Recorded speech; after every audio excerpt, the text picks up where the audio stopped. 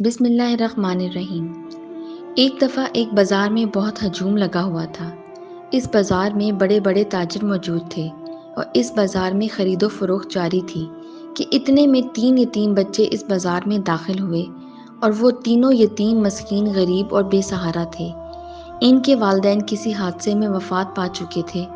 ان کی پرورش کرنے والا اور کوئی نہیں تھا اور حالات نے ان کو بھیک مانگنے پر مجبور کر دیا۔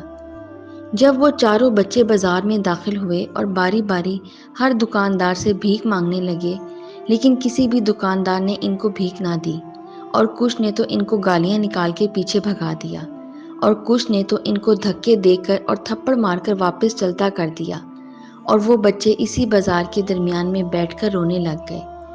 وہ بچے بیچ چوراہے پر بیٹھے رو رہے تھے اور تمام تاجر اور دکانداران ان کا تماشا دیکھ رہے تھے کہ اتنے میں 3 عورتیں بازار میں داخل ہوئیں۔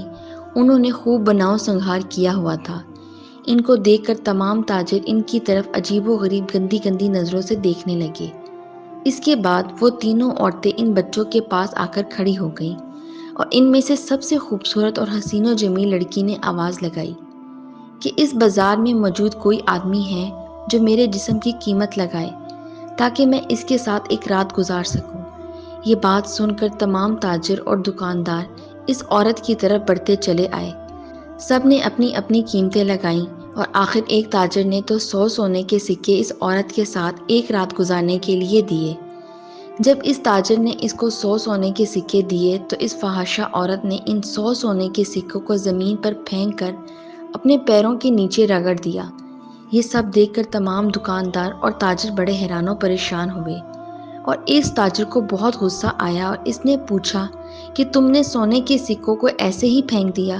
تو اس عورت نے جواب دیا کہ تم تو مجھے انسان ہی نہیں لگتے، کیونکہ تمہارے اندر انسانیت نام کی کوئی چیز موجود نہیں، کیونکہ تم نے ایک مجبور، لاچار اور یتیم بچوں کو ایک ایک سکہ بھی نہ دیا، لیکن میری ایک آواز پر ایک فحاشہ عورت کو تم نے ایک رات کے لیے 100 سونے کے سکے دینے کے لیے بھی تیار ہو گئے۔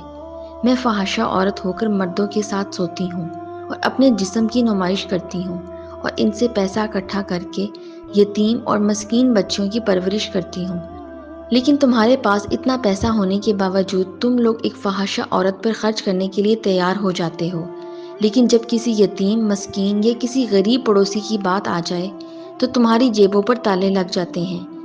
اس فحاشہ عورت کی بات سن کر تمام تاجروں کے چہرے شرم سے جھک گئے۔ اس کے بعد اس فحاشہ عورت نے ان بچوں کو اٹھا کر اپنے گھر لے جانے لگی، جہاں وہ دوسرے یتیم بچوں کی پرورش کرتی تھی۔ جب وہ جانے لگی تو تمام تاجروں نے ایک ساتھ مل کر اس عورت کو 1000 سونے کے سکے دیے تاکہ وہ مزید ان بچوں کی پرورش کر سکے، اور اس عورت کا بھی شکریہ ادا کیا کہ تم نے ہماری آنکھیں کھول دیں۔